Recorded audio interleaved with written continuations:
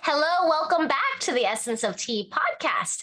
I'm your host, Jenny Jett, and today we're going to be talking about recharging, refocusing, and reconnecting through tea. And today I have a special guest, Stacey Ventura, right? Yes. Good. With B Blends. I just want to make sure that I pronounce your name right because Right on. most of the time I don't pronounce my last name because most people can't pronounce it.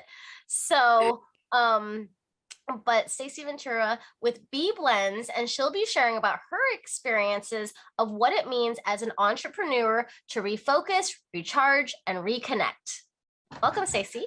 Thank you. Thanks for having me.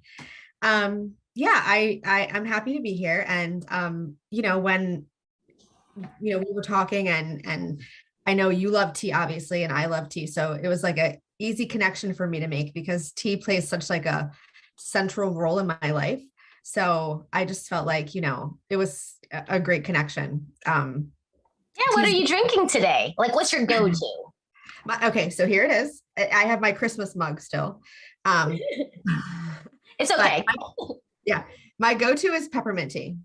I don't know why. I don't know why I kind of went that direction, other than I am very sensitive to caffeine. So when other people were like grabbing the coffee, I don't really have that go-to. And I needed something that, was going to kind of like be refreshing and give me like a little pick me up without the caffeine, because caffeine makes me like crazy. And so I just tried peppermint because peppermint is refreshing and I just fell in love with it. And so that's like my go-to every day.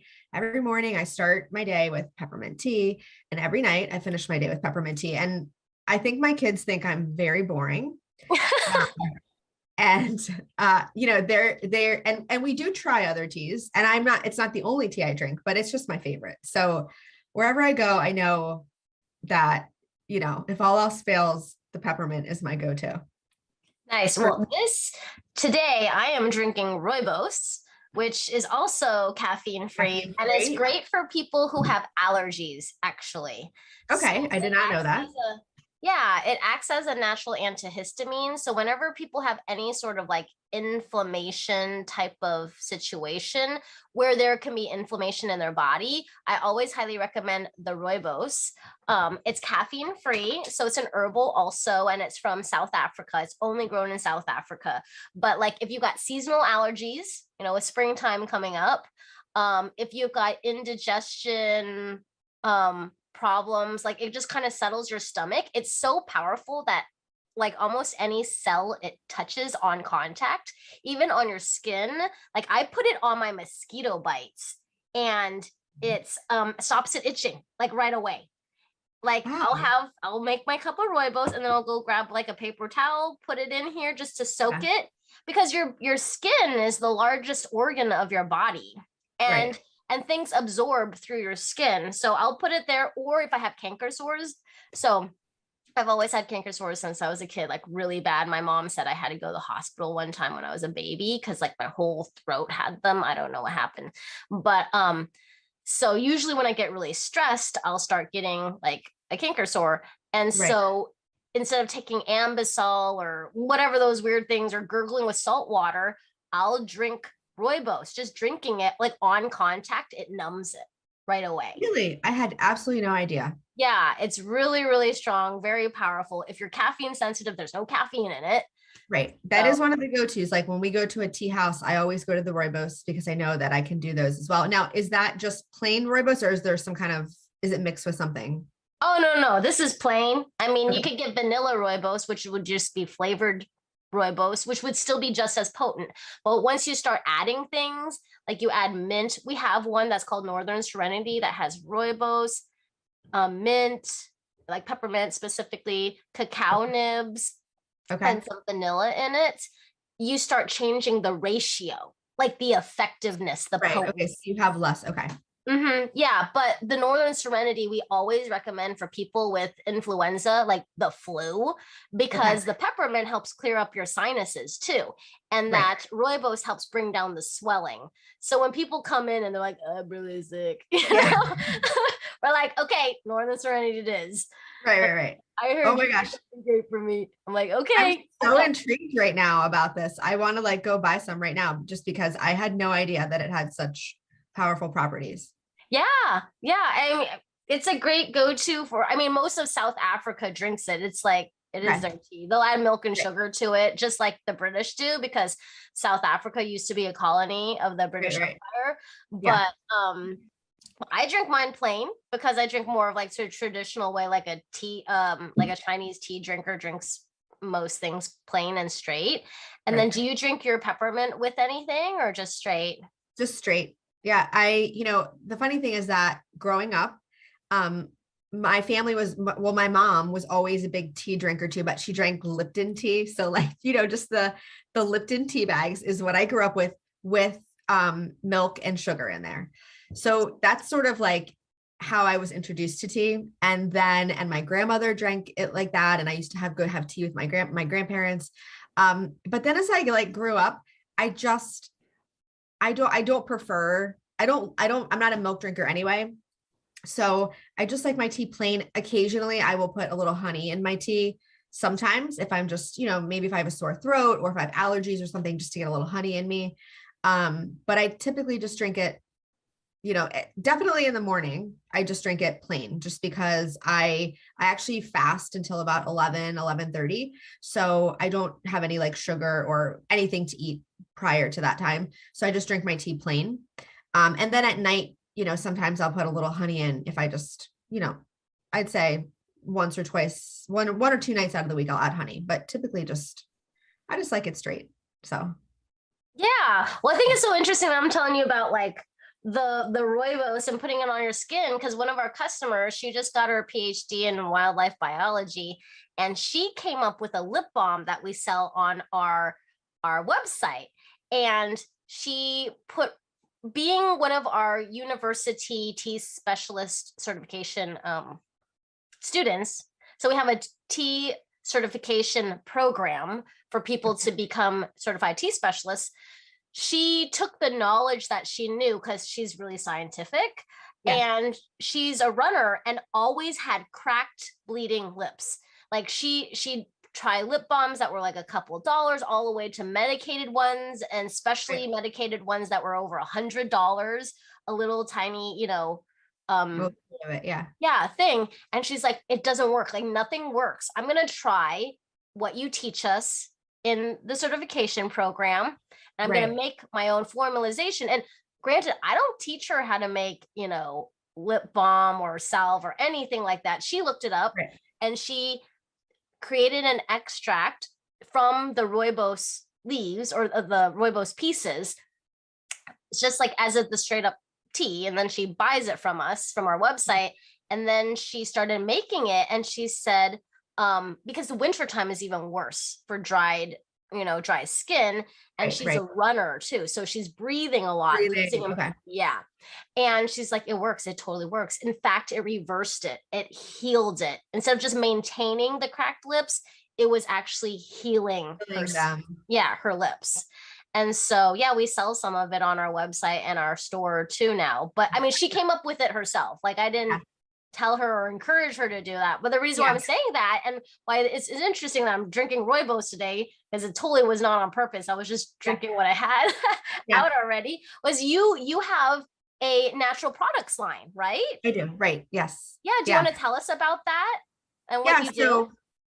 So we make all natural bath and body products. We make soy candles and then some aromatherapy jewelry. I have some of the bracelets on right now.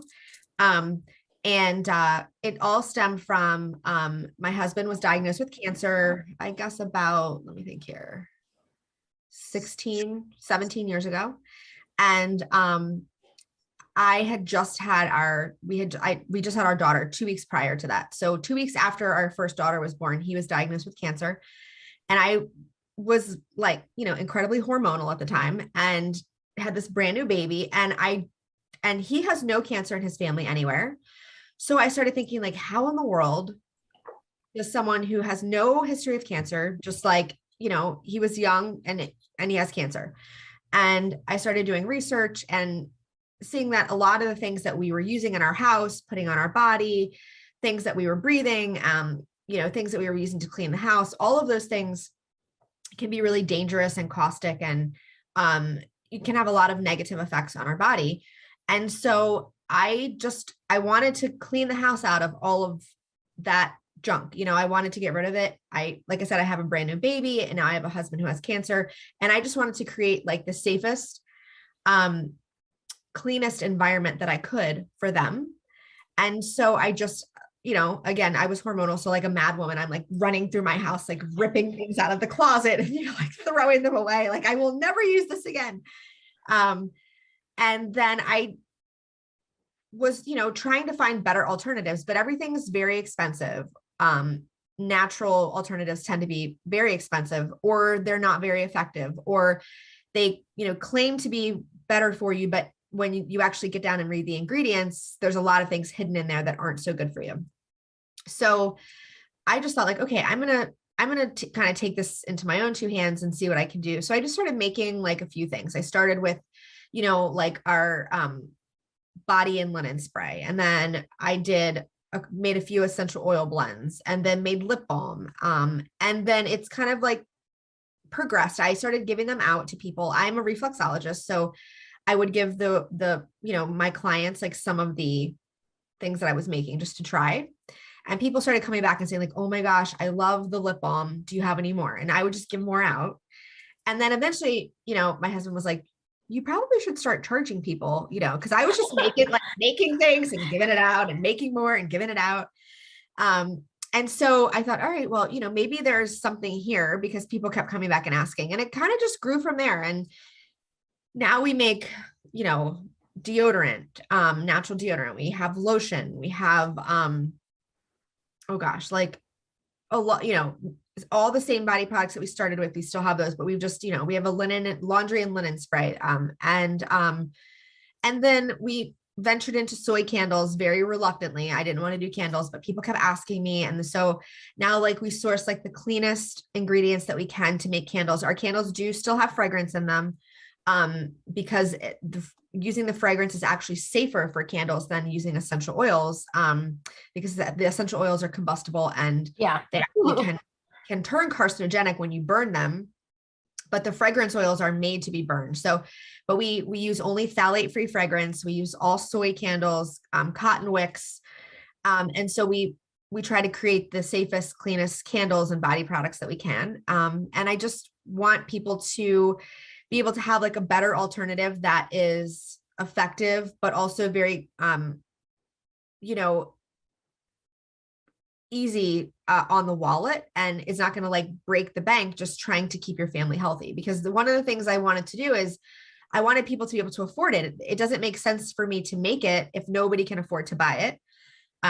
So I wanted to keep everything very affordable. So that's really what I've tried to do. And, it's going well so far. And, we're always like looking for new recipes for things, or, ways that we can like, things that we can make. I'm like so intrigued about the rooibos right now. Like I want to go make some products with the, I'm going to try your lip balm just because I'm very intrigued about it.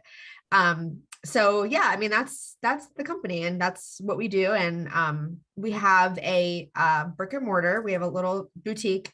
And then we also sell online, and we also sell wholesale. So our products are sold like throughout the country. So where are you located? Oh, and what's your company called? So the company is B Blends. We are in just like north of Baltimore, Maryland. So on the East Coast, just north of Baltimore. So that is very East Coast. Like very, yeah. Well, opposite of Alaska. Total opposites. Yeah. Total opposites. I've lived in Maryland my whole life. And my husband and I have thought about like moving. Texas is a place that we would, but I'm such like an East Coast person. It would be so hard for me to move away. I've lived like very close to the ocean my whole life. So I love the ocean. I love the water. So, Well, then you have to move to the ocean side of Texas. Yeah. But it's kind of like sometimes there's storms and what they call it, hurricanes. Yeah. So we have, sometimes, but Yeah, well, that's really cool. I mean, so you took this thing of like, okay, first of all, you're a mom and you're always been a tea drinker and you use that to reset. Like, were you drinking more tea at the time when you're like dealing with this? Or were you kind of like consuming less tea when you're dealing with your husband having cancer? I mean, like, where, in the routine was tea drinking? Because some people drink less when they're under a lot of stress, or, that's not their focus. And some people make it a habit and a purpose to hold on to something traditional of just like making themselves a cup of tea. Right. So, Yeah. So that's me. So when I would say when everything was going with my husband and when times get stressful, in life in general, I like tea is my go-to. I use it in the morning to kind of like start my day. So I feel like it's a ritual for me. It like I said, I don't drink coffee. So like the first thing I have in the morning is my cup of tea. I feel like it recharges me. It, just helps to like set the day and put the day on a good note. And it's something that like I know I'm going to do every day. So I wake up, I do my workout. Typically it's yoga, some treadmill yoga, and then I meditate and I have my tea. And it's just, I sit there with my tea and I start doing a little bit of work. And then throughout the day, I have, I drink water, but I also, if I'm feeling stressed, I grab a cup of tea. If I feel like my stomach is a little nervous, I grab a cup of tea. If I'm feeling like, my food's not digesting well, I grab a cup of tea. It's sort of like my go-to for everything. And then the same way, like at the end of the day, I have my cup of tea to just kind of like wind down. Again, it's like a ritual for me. And so I feel like it helps to settle my dinner and it helps to like, I don't know, like for me to refocus and like just I don't know, just bring myself down and get ready for the next day. And I have found that for me it's definitely a go-to. It's also a way that I reconnect with my mom and a way that I connect with my kids. So I have my kids actually, I have three girls. They are 15, 12, and 11. And they I have found that they, gravitate towards tea as well, because that's just what, I've always had tea around. So my middle daughter loves tea and has tea almost every day. My youngest daughter, my middle daughter loves lemon tea. That's her thing. My youngest daughter loves peppermint. And then my oldest daughter, she tries a bunch of different teas. But one of the things that we love to do together is we love to go to the tea house and just try different teas. And we actually went on Friday. My mom came with us. So it's like a fun thing for us to do. And I love that when I say to my kids, do you want to, you want to do something fun? They're like, oh, let's go have tea. So yeah. yeah, it's just a fun thing for us to do. We go and they have like, this extensive menu of tea and we pick different ones out and then everybody gets a pot and we all like try everybody's tea. And it's just a fun experience for us. It's something that we love to do. And my mom comes with us now. My sister will come if she's available. So yeah, I just feel like it's been like a really good way for me to decompress and set the tone for the day and bring closure to the day and kind of like everything in between. I go through peppermint tea like crazy, just really because and like I said, sometimes I stray and I'll try this tea or that tea, but I always come back to peppermint. I just don't know why. It's comforting to me. I just love everything about it. So Yeah, and you're saying that you like to essentially reconnect with your kids. Okay, so you have a teenager, you have like a yeah. tween. Oh wait, how old is she? 11. So my one is about to be 16 and then the other one is about to be 13. Yeah. Oh, okay. Yeah. So it's kind of interesting because you would think, oh, why would they want to hang out with mom? Like they got their own friends or Yeah. whatever they do on their devices, or Right. Yeah. like, but they're like, oh, let's have fun and have a tea time. Like Yeah. that's so sweet that you can get together with your family. So then grandma's there too, maybe the Yeah. auntie's there, Right. and you're just spending time with each other. What do you, as an entrepreneur, how much do you value that reconnection time? That, I mean, granted, some of your daughters help you with the business too, but like value that outside time of Yeah, work. it's super important. I mean, I think it's super important for everyone, but as an entrepreneur, I think it's even more important because, as you know, work can be like all consuming sometimes. And, I find myself working a lot, and that's the way my kids have grown up. I've always, from when they were, little, I've always had my own business. So, that's just, they come and they work with me. We homeschool. So when I'm doing my work, or if I'm, in a meeting, they're sitting there doing their work. When I go into my warehouse, they have their own like little office that they go into, and then they sit there and they do their schoolwork.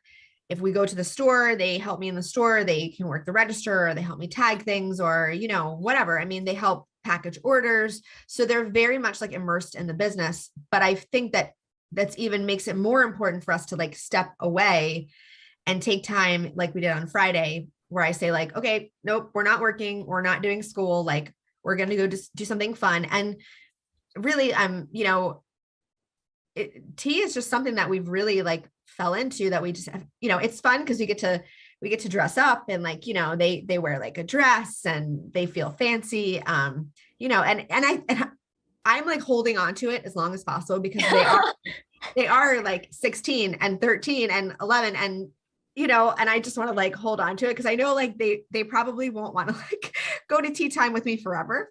I hope they do, but they, as they get older, they're gonna do their own things. But I'm just loving that they love to do that with me right now. And it's important for us to step away and take a little time to do things like that.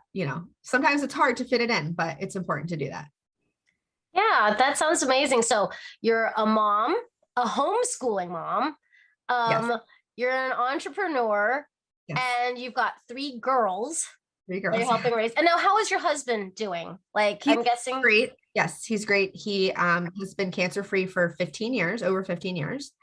And he's doing great. And he's a police officer. He's a canine officer. So, oh wow, that's a lot of yeah, stress. he works a lot. Yeah, it's stressful. But it's good. Like everything, he's doing great. He helps with the business a lot too. So the poor guy, he works his job, which is over 40 hours a week. And then when he's off of his job, he comes and works in the family business, which sometimes it's hard to escape from. So I feel like the poor guy never gets any rest, but he loves working with us. And, he wouldn't, well, I would say he wouldn't have it. Maybe he would have it a different way, but this is how things are right now. And he's more than happy to pitch in wherever he can and help out. So I'm very grateful for that. Wow. So was he a police officer when he had cancer then, when he Yes. found out? Yeah. Oh my Yeah. goodness. That's just adds on to like, yeah. Well, is he a tea drinker too, or not really? No, he's a coffee drinker. So Okay. yeah. I mean, occasionally he will have a cup of tea. Like if he's not feeling well, I'll make, or if he's like super stressed, but it's typically like, here, I made you a cup of tea. I'm giving it to him. Like, it's not really his go-to, which is funny because like his grandmother is English. Well, was English. So she's passed away, but actually 2 of his grandmothers. So he has that like in his blood. But he's not a teacher. He goes straight for the coffee. Like as much caffeine as possible. I wonder if he'd be interested in 1,000 mile tea, because my husband doesn't drink much tea either. I mean, he drinks tea because he's in the business now, but right. And he has to taste test everything and and educate customers. Right. But when we first met, he thought he was a green tea drinker. Well, okay. It turns out, so like when we're starting to hang out before we got married, he came into my tea house and bought a bunch of green tea because he thought he liked green tea, almost $100 worth of green tea. Took it home, made it, and he was like, nope, none of that. Like, he's like, oh, I apparently don't like green tea. I think it's because the green tea I bought at the grocery store was a really low quality green tea. It's right. Like, I actually like black tea. And not just black tea, but his favorite, actually, I'm wearing a shirt fueled by Thousand Mile. I don't, so I'm not familiar with that.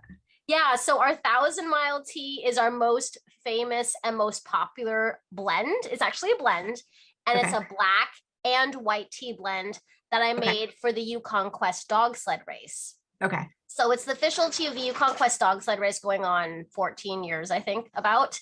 And it was supposed to be a one-time donation. It was at all the checkpoints and dog drops along the route from Alaska to Canada. And what happened was we had a very charismatic musher who decided that he was going to start drinking Thousand Mile all the time. He tried it during the race. It was his first race, going 1,000 miles in the wilderness. And then he knew that we sponsored it. So he thought it was a regular tea we carried.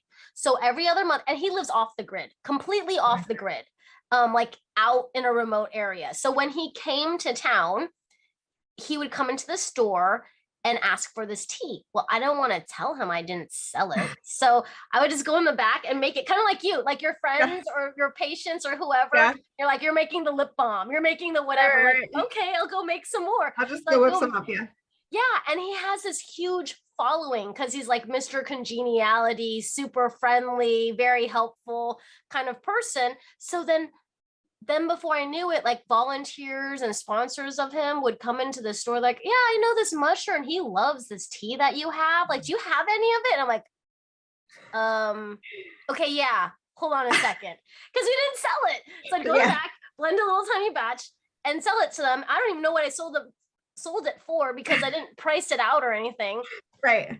And then I'm like, they're going to forget about it, right? And my employees are like, these people keep coming in, Jenny. Like, when are you going to tell them that we don't actually make it? Like, it's not a regular thing. And I'm like, I don't know. Like, maybe they'll forget by next racing season. And then it ended up being a full year. And the race director was like, we're going to have our tea, right? Like, we need the caffeine. We have to have this caffeine. And I'm like, I wasn't planning on it, but I anything to help our local community, because we are either the start or the finish of this race in our hometown. Okay. So, and dog mushing is our state's sport, I guess. Okay. and Fairbanks, where I live, Fairbanks, Alaska, is the dog mushing capital of the world, I guess. Like, I mean, I just grew up with dog mushing everywhere. But anyway, so then after that, then it was like featured on the news and NPR. And I was like, oh my gosh. And then just blew up. I'm like, okay, we need to put a label on this thing and name it something. But we have people from all over the world and all over the country who buy this Thousand Mile tea. And Brian drinks it all the time. Like, he's either drinking coffee or he's drinking Thousand Mile. And the Thousand Mile, he won't add any milk or sugar to it. He'll just drink it plain because it just tastes good no matter what. It naturally tastes sweet because of the white tea and that's in there. It's got tons of caffeine. We've got truck drivers who drive, you know, like the show Ice Road Truckers. Yeah. And they drive up north. So we have truck drivers like that here in Fairbanks because Ice Road Truckers is actually like out of our town. Like, we have a lot of reality TV show here because we're really close to the Arctic Circle, like the top of Alaska. We're in the middle, but we're like the last big city. We're not big city, but the last big city before you go to the top of Alaska. And so we have people like that who buy this tea, who like swear by it. We have mechanics. So when I started making this tea and it started blowing up, I actually had a radio show on the classic rock station, which most of my listeners were construction workers, truck drivers, and then it just like blew up even more. But everyone swears by it. They're like, oh yeah, that Thousand Mile tea, that made me cut Red Bull cold turkey. Or that Thousand Mile, like my doctor told me I couldn't drink coffee anymore, so I'm here to get some sort of tea, I guess. And I'm like, okay, this is what you want. Right. And they'll be in town and they're like, you're that tea lady, right? Oh my gosh, your Thousand Mile, hands down. That like saved my life. Oh my God. So that's why I'm just like, maybe you should try some Thousand Mile. I don't know. That probably would be like right up his alley. Yeah. The more caffeine, the better. Yeah. So it has a lot of caffeine in it, but it's just tea. It's just black and white tea. And people don't realize that tea higher quality teas, depending on, because it's an agricultural product, the time of year the tea leaf is picked, or the stock of the plant, like the material where it's used on the plant, can contain more caffeine than other seasons, like later seasons. So first fruits are always the most potent, first growing shoots like that. And so actually our white teas have more caffeine than our black teas, but psychologically, I created it with dark, robust teas that don't get bitter. So they don't turn people off if they're not really a tea drinker. So it's the white teas that have more caffeine, but they're sweeter and they're like more of the expensive teas. But then I put the darker, robust flavors in there, that malt tea, that some sort of flavor that would remind them of like coffee, to give you that strength, because psychology is very important on how your mind works. So I don't know if you knew this or not, but my background is sports medicine. So I didn't know. I used to be an athletic trainer and I worked in physical therapy, and that's kind of how I got into tea, because I wasn't a tea drinker. I grew up being a coffee drinker. And so I put a lot of like thought into this performance tea, even though it was a donation, a one-time donation, but I care very much, just like you do, like, how am I going to formulate this? What are the ingredients? What is it going to do? How are people going to utilize it? Okay, they can just throw it in and go. And it's always fail proof. I'm like, okay, it's dog mushers who know nothing about tea. Like, they're not gonna have like a tea time, like on the trail.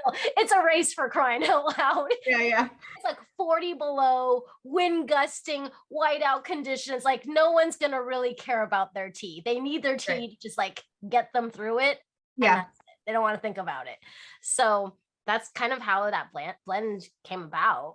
That's pretty cool. That's a great story. So but and so back to you. So you use this for refocusing during your day, recharging yourself, or even like at night, and then reconnecting with your kids. And so your husband's not really a tea drinker, which is totally fine, but you have this family connection, family business. What is like your purpose and mission behind your company? Like, what is your why of what you do still? Because I'm sure you've been in business for a while. You've been through a lot of ups and downs. Like you mentioned to me before, you had a flood and lost everything. Yeah, we did. Yeah, so I would say initially my why, and which is still my why, it's still the same, is to be able to provide people with a safer, cleaner, more affordable, effective product.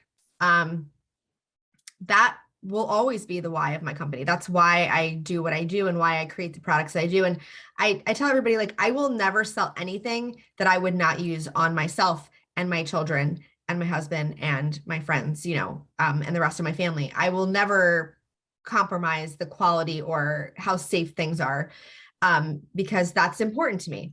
That's why it's just not worth it. Like the damage, the emotional, psychological damage, the bills, the financial burden. Like, you're investing in something so simple, but being mindful and intentional in what you're investing in, because it has everything to do with your world, your life, your family. Right. And the thing is that I can't really control the things that we come into contact with, like outside of my home, right? Like, and we all come into contact with things that are dangerous or that are not good for us, or, but inside my house, I can do the best that I can possibly do to provide my family and other families in the community with safe products that they can buy and feel like, okay, like I'm making a good decision. I'm moving away from like some of the more traditional products that we've used, to something that's a little bit safer and more healthy and clean. So that will always be the why. I will say that as we've gone through some different like challenges and obstacles, one being the flood that we had in 2018, there was a flash flood that came through the town and completely destroyed our store. In literally 15 minutes, our store had 9 feet of water in it, like rushing through like an ocean, and everything was destroyed, gone. It looked like you put a bomb in the store and the bomb went off. I mean, it was horrific. And so we literally lost everything and we had to kind of start over. A huge part of me wanted to just like, I don't know, crawl into like a hole and just say like, okay, forget it. Like I'm done. Like this is a lot for me to handle. But then I have to remember that I have 3 girls that are watching me and seeing how I react to things. And that's really important to me. I want them to know that challenging things happen in life, and sometimes things aren't always easy. Sometimes we're throwing curveballs and things that we don't expect or don't necessarily want to happen to us, but they do. And so we have to like adapt, and we have to adjust, and we have to be resilient and rise up above it and move on. So we just literally we just went back into our workshop and started making products like as quickly as we could. And I signed up for every event and fair and anything I could find, farmers market, like everything I could find, just to be able to like put my products out and make some money, because that's all I had at the time. So you leaned in even harder when there was adversity. You're like, either this is gone completely or we're Right. doing this, and we're doing this all the way. Well, I felt like I've come way too far to just stop and not go any further, right? Like that's not, to me, like that wasn't an option. So the only option is like, okay, how am I going to make this work? Like not working is not an option. So, giving up is not an option. So how can I make this work? And I just did what I know how to do, and that's make products and sell them. So literally I just, every single weekend we were here and there and here and there, just trying to get our products out to people. And, trying to get exposure and share our name. And we made, we donated, because the whole town was swept away. So it was not just us. And although it was devastating, there are people who lost things far worse than I lost. There were, a life was lost in the flood, and people literally lost their homes and their cars. And so for me, yeah, I lost a lot, but it could have been a lot worse. And so I was one of the fortunate ones who only lost a portion of my business. I didn't lose my personal things. I didn't lose my memories for my whole life. So we did what we could to like donate and give back to the community. And, because I just kept thinking like, what can I do? Like how can I make this work? How can I make it better? How can I make a difference?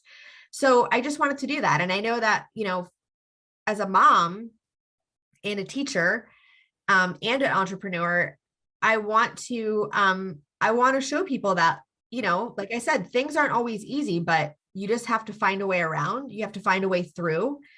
And, it's hard. It was really hard. It was one of the hardest things I've ever gone through in my life, but we came out on the other side. And of course, it's kind of cliche to say, we're stronger on the other side, but I think it's true. And, I want my girls to learn that lesson, that you just have to keep moving forward. You have to keep pushing through. You have to work hard. You have to just be resilient and rise above, the adversity that happens in life. So. Yeah. I was listening to somebody, like a podcast or something recently, saying like, what else are you going to do? Like either you're going to just fail or just, Yep. No one's going to benefit from you not succeeding. That's what I heard. No one is going to benefit from you not succeeding. There's no benefit to it. Either you're going to benefit other people, you're going to help other people, you're going to help your family, but doing nothing is not going to help anyone. I mean, the choosing to do nothing is just, it will stay just there. Yeah. But you lose out on the opportunity for things to be better. And I feel like it's also really important for like when people struggle with mental health, which I've struggled with this a lot, and the stresses that come on, or whatever the triggers are, that cause people to go back into their shells, which, I've shared this in different places where I do struggle with depression. And I have since I was probably a kid, but I didn't know it was called that, but it just got way more intense when I was in college. And the thing is, when you choose to do nothing, it almost makes it worse, like it Right. just Yeah. spirals down even worse instead of trying to climb out of it. And it is so hard. It is hard. But when you look around you, when you reconnect, right? You've got your family, you've got your daughters, your mom, your sister, or your community. For other people listening right now, like there are people around you who are willing to connect. Sometimes we feel so isolated. And this is what I, tell myself when I'm in that really dark place, that nobody cares. It's not true. If I literally just pick up the phone and look through my phone list, I Yeah. can't say nobody on that list doesn't care about me. There's Right. at least one person who does. More than that, I'm sure. Yeah. Yeah. So, or even, times where it was like really, really dark and I literally just had to go to work just to go to work. And I was having a meltdown when I was in college. Then my supervisor was like, do you need to go home? And I was like, no, I can't go home. Like, you don't understand. It's unsafe for me to go home because of where I am right now. I just need to service the clients at the gym. Like I worked at a gym and I'm like, I just need to do laundry. I need to rent out equipment. And he was like, okay, well, I'm here for you, whatever you need. I just don't know what to do. And I said, you don't need to do anything. I just need to not be alone because that'd probably be more dangerous for me. Right. So, even just going to work is something helpful. But yes, go ahead. No, I just quickly, I was going to say my two older girls, well, and myself as well. I have had anxiety my whole life, and my two older girls, my middle one actually has OCD and an anxiety disorder. My oldest daughter has anxiety disorder. And so they have been struggling a lot in the last year. It's been a challenging time for everybody. And I think a little bit of it started like when we had the flood, and it's kind of just like gotten worse and worse and came to a head in the last year. But one of the things that we talk about is that if you do nothing, it just allows the anxiety to get worse, right? Like if you just give into it and say like, okay, I'm not going to do this or that, or I'm not going to go here, and because it feels safer to be here, it just lets the anxiety know that, okay, well, you're winning. I'm just going to stay here and do nothing. And then the anxiety can get bigger and bigger and bigger, like a bully. And one of the things that they have both been struggling with is going out to like a restaurant, because that's a social situation that had become challenging in terms of like their anxiety. So when we went to tea on Friday, that was the first time that we've gone to tea, or that we've gone out to a restaurant of any sort in probably 6 months. Oh, wow. Because their anxiety has been a challenge. And so we've been working, and they go to therapy. And so we've been working on that, and we've been making different goals. And so one of the goals was that we were going to go to tea because it's something that we really enjoy and we really like doing. And for them, like I said, when I said to them, like, okay, we need to like move, try to like take another step and go out to, they both wanted to go to tea time because it's something that they really enjoy. And so it was a big moment on Friday for us because it seems silly. It's such a simple thing, but for my two girls that have both been struggling with anxiety, and then the one also with OCD, it was a big step for us to take to go to tea, and everybody had a great time. And, you could see the anxiety kind of creep in a little bit here and there, but, the fact that I would kind of try to redirect it. Okay, what kind of tea do we want to try now? And, and so it was, another way that like, that tea has kind of been like a rescue for us, as well, in like the storm of the anxiety and all of that stuff. So. Wow. Well, hopefully, our listeners have gotten some really good tidbits. And I know that there'll be listeners who really relate to this, especially because podcasts reached out to so many different people. We have no idea where people are, but I know everyone needs encouragement at this time. Like everything that's going on in our world, we need some sort of encouragement. And I'm sure someone will relate to you and someone will relate to me. Doesn't matter if they're an entrepreneur or not. We're all humans. Right. Yeah. We all need to know that we all struggle, but we can rise together, and we can get through this hard time.